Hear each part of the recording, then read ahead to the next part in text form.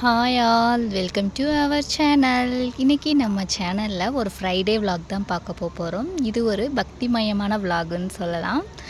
என்னுடைய ஆன்மீக பயணம் ரொம்பவே ஒரு இன்ட்ரெஸ்டிங்கான தொடக்கத்தில் தான் இருந்துச்சு. நானும் அம்மா வீட்டில் இருக்கிற வரைக்கும் சாமி கும்பிடுவேன். ஆனால் ரொம்ப இந்த அளவுக்கு ஒரு ட்ரஸ்ட்ஃபுல்லாக இருப்பேனா அப்படின்றதுட்டு ஒரு கேள்விக்குறியாக தான் இருக்கும். தம்பி மூத்த பையெல்லாம் பிறந்த பிறகு தான் எனக்குன்னு தனியாக இந்த மாதிரிக்கு சாமி கும்பிடணும், விளக்கேற்றணும். அம்மா சொல்லுவாங்க, காலையில் எந்திரிச்சும் வாச துளிக்கணும், விளக்கு போடுற குடும்பம் தான் உருப்படும் அப்படின்னு சொல்லுவாங்க. அம்மா வீட்டில் இருக்க வரைக்கும் 10 மணி வரைக்கும் தூங்குவேனா. அப்போ அம்மா காலையில் எழுப்பும் போதெல்லாம் சொல்கிறது பார்த்திங்கன்னா, போகிற வீட்டில் நீலாம் எங்கே உருப்பட போகிற அப்படின்னு சொல்கிறது தான். எல்லாருமே இதை கேட்டு வளர்ந்துருப்போம்னு நினைக்கிறேன். நான் சொல்லும்போது டைங்கின்னு உங்களுக்கும் சிங்க் ஆகும். யார் அந்த மாதிரி திட்டுலாம் வாங்கியிருக்கீங்க அப்படின்றதையும் சொல்லுங்கள்.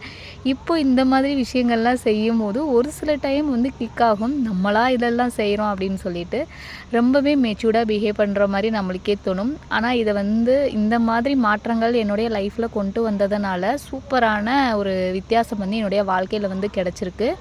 ரொம்ப மெயின் திங் என்னென்னா பொறுமை ரொம்ப கிடச்சிருக்கு. இந்த மாதிரி ஆன்மீக வழிகளில் இறங்கும் போது ரொம்ப ஒரு பீஸ்ஃபுல்லான தாட் கிடைக்குது. எந்த ஒரு முடிவையும் யோசித்து முடிவெடுக்கிற மாதிரி இருக்குது. காலேஜ் டைம் இந்த மாதிரி டைம்லாம் பார்த்தீங்கன்னா டக்குன்னு கோவப்படுவேன். எந்த ஒரு முடிவையும் ஒரு கோவத்தோடு தான் வெளிப்படுத்துவேன். இப்போ அந்த கோவன்றது ரொம்ப கம்மியாயிருச்சு. யாரும் ரொம்ப நெருங்கினவங்களும் ஏதாவது ஒரு பிடிக்காத விஷயங்கள் பண்ணாலும் சரி, முன்ன பின்ன தெரியாதவங்களும் ஒரு சில விஷயங்கள் பண்ணாலும் சரி, நமக்கு என்ன, சரி ஓகே பரவாயில்ல இப்படி பண்ணிட்டீங்களா அப்படின்னு ஏதோ ஒரு அக்செப்ட் பண்ணிக்கக்கூடிய மைண்ட் செட் வந்துருச்சு. இதுக்கெல்லாம் இந்த ஆன்மீக வழியை ஒரு ரீசன் சொல்லுவேன். ஏன்னா எனக்கெல்லாம் பார்த்தீங்கன்னா நிறைய ஒரு வயலன்ஸே வெளியில் இருக்குது. அந்த மாதிரிக்க தான் போயிட்டுருக்குது. இதெல்லாம் நான் கண்ட்ரோல் பண்ணுறதுக்காகத்தான் இந்த கோவம்லாம் குறைக்கணும் அப்படின்றதுக்காகத்தான் நான் ஃபஸ்ட்டு சாமி கும்பிட ஆரம்பித்தேன். இதுவே எனக்கு ஒரு சூப்பர் மெடிடேஷன் மாதிரி ஆயிடுச்சு. ரொம்பவே எனக்கு மைண்டுக்கு பீஸ்ஃபுல்லாக இருக்கிறதுனால இதை நான் அப்படியே கண்டினியூ பண்ண ஆரம்பிச்சிட்டேன். தேர்ஸ்டே ஃப்ரைடேக்கு நல்லா கழுவி விளக்கு போடுறது, பூக்கள் வச்சு அலங்காரம் பண்ணுறது, இதெல்லாம் எனக்கு ரொம்பவே பிடிச்சிருக்கு. அப்படின்றதுனாலையும் நிறையா ஒரு குட் வைப்ஸ் கொடுக்குறதுனாலையும் நான் இந்த மாதிரியான மாற்றங்கள் கொண்டு வந்துட்டேன். நீங்களும் உங்களுக்கு பிடிச்ச சாமி எந்த சாமியாக இருக்கட்டும், இந்த மாதிரி அதுக்கான ப்ரேயர் டைம்ஸ்னு ஒரு ஸ்பெஷல் டே வச்சு பண்ணும்போது இன்னும் அழகாகவே உங்கள் லைஃப் மாறும் நான் நினைக்கிறேன். ஏன்னா என் லைஃப் அந்த மாதிரி தான் மாறி இருக்குது. நீங்களும் கண்டிப்பாக இதை ட்ரை பண்ணி பாருங்கள். அன்றைக்கி ஃப்ரைடே அப்படின்றதுனால காலையிலே குளிச்சாச்சு. வாசல் ஈசல் எல்லாமே சூப்பராக அலசிட்டு இந்த மாதிரி விளக்கேற்றி பத்தி பொருத்தி வீடெல்லாம் அந்த கம்ப்யூட்டர் சாம்பிராணி எல்லாம் பொருத்தி இது பண்ணும்போது அப்போ நம்ம ஒவ்வொரு வீக்கும் ஒவ்வொரு சாமிக்கிட்ட ஒரு வேண்டுதல் வைப்போம் இல்லைங்களா. அந்த மாதிரி தான் ஒரு சின்ன சின்ன வேண்டுதலோடு தான் இருக்கும். லைக் எந்த மாதிரினா அந்த வீக் ஏதாவது ஒரு இன்சிடென்ட், பேட் இன்சிடெண்ட்டாக இருக்கட்டும், குட் இன்சிடெண்ட்டாக இருக்கட்டும், ஏதாவது நடந்திருக்கையில அதுக்கு தேங்க்ஸ் சொல்லுவோம்.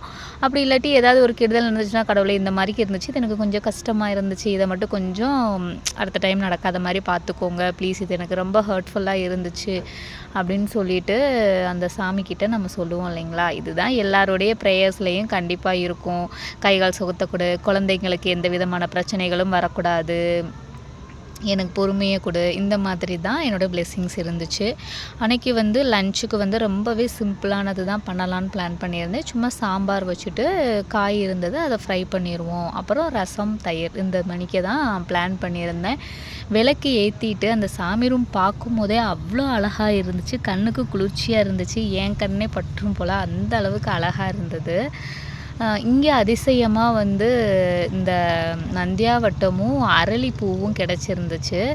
நான் முதல்ல இருந்த அந்த யூபியில் எனக்கு பூக்கள் கம்மியாக தான் கிடைக்கும். இந்த கொண்ட செவ்வந்தின்னு சொல்லுவாங்களா, அதை சாமிக்கு வைக்கக்கூடாதுன்னு சொல்லுவாங்க. அந்த பூ தான் அங்கே அதிகமாக கிடைக்கும்.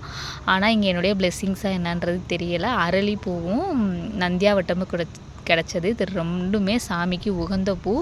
எனக்கு இந்த பூ கிடச்சதில் ரொம்பவே சந்தோஷமாக இருந்துச்சு. முருகனுக்கும் வாராகியம்மனுக்கும் உகந்த பூ நந்தியாவட்டம் அரளி அப்படின்றது எல்லாத்துக்கும் தெரிஞ்ச விஷயம்.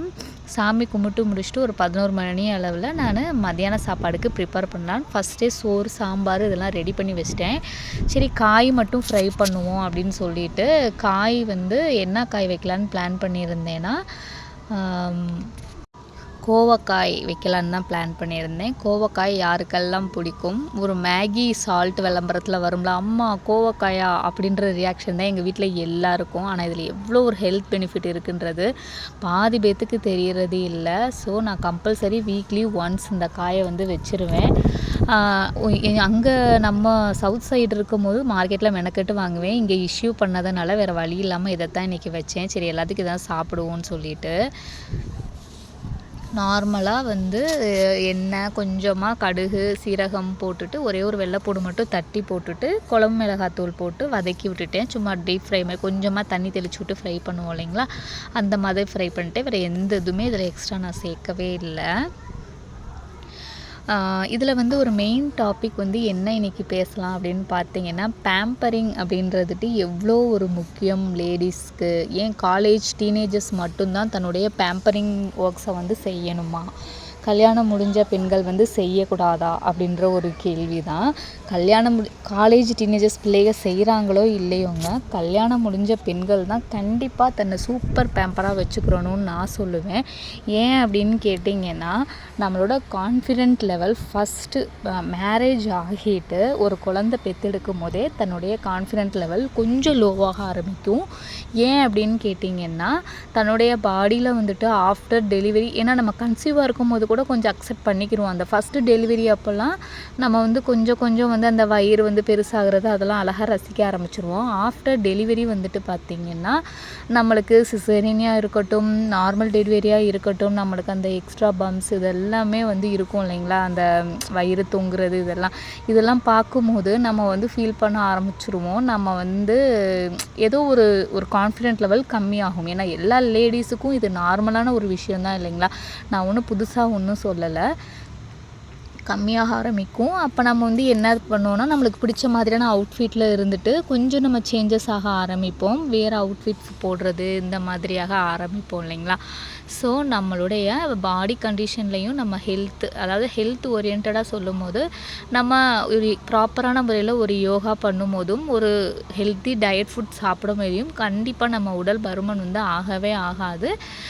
அப்படி நீங்கள் நார்மலாகவே நீங்கள் வந்து ஒரு வெயிட் இருக்கிறீங்க அப்படின்னால் கூட நீங்கள் ஒரு ஹெல்த்தியான டயட் ஃபுட் சாப்பிடல, அது மெயின்டைன் தான் ஆகுமே தவிர்த்து நீங்கள் முதர்ந்த வெயிட்டை காட்டிலும் கண்டிப்பாக ரொம்ப ஃபேட் ஆகாது இல்லைங்களா. ஃபைனலி சாப்பாடு எல்லாமே செஞ்சு முடித்தாச்சு.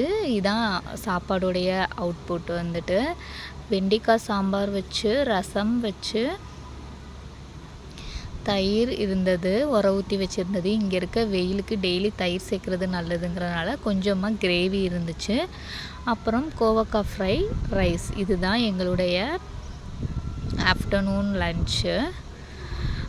என்னுடைய பேம்பரிங் ஒர்க் அந்த இதுக்கு தான் இப்போ நான் வந்து சொல்ல வந்தேன். கண்டிப்பாக நம்மளுடைய பேம்பரிங் ஒர்க் சின்ன விஷயம் எதுனாலும் இருக்கட்டும்.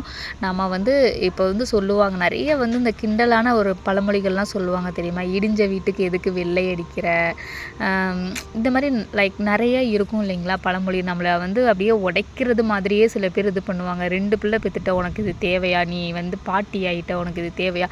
கண்டிப்பாக அதெல்லாம் உங்கள் காதில் போட்டுக்காதீங்க. இது நம்ம லைஃப் இல்லைங்களா.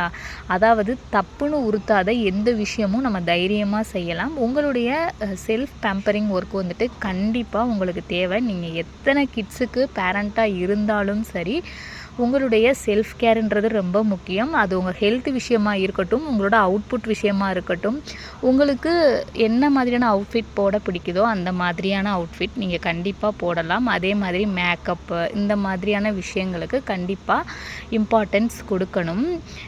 நான் வந்துட்டு பார்த்தீங்கன்னா ஃபர்ஸ்ட் வந்து ரொம்பவே டிசப்பாயிண்டிங்காக தான் இருந்தேன். இப்போ தான் கொஞ்சம் ஒரு சில விஷயங்கள் எனக்கு பிடிச்ச விஷயங்கள் எல்லாமே நான் செய்ய ஆரம்பிச்சிருக்கிறேன். காலேஜ் டைம்லேருந்தே நெயில் வச்சுருக்க பழக்கம் உண்டு. அப்போல்லாம் வந்து வீக்லி ஒன்ஸ் மாற்றிட்டே இருப்பேன். இப்போது கொஞ்சம் அப்பப்போ நெயில் வந்து ரொம்ப ஃபேடாக இருக்கிறப்போ இந்த மாதிரி ஏதாவது நெயில் கலர்ஸ் அடிச்சுக்கிருவேன். அப்புறம் காலுக்கு நெயில் பாலிஷ் போடுறது, அப்புறம் ஃபேஸுக்கு வந்து முல்தானி மிட்டி போடுறது, ஹேர் பேக் வந்து தயிர் முட்டை இந்த மாதிரி போடுறது, இந்த மாதிரியெல்லாம் எனக்கு செல்ஃப் பேம்பரிங் நான் பண்ணிக்கிருவேன். நீங்கள் எந்த மாதிரியான செல்ஃப் பேம்பரிங் பண்ணுவீங்க அப்படின்னு கமெண்ட் செக்ஷனில் சொல்லுங்கள்.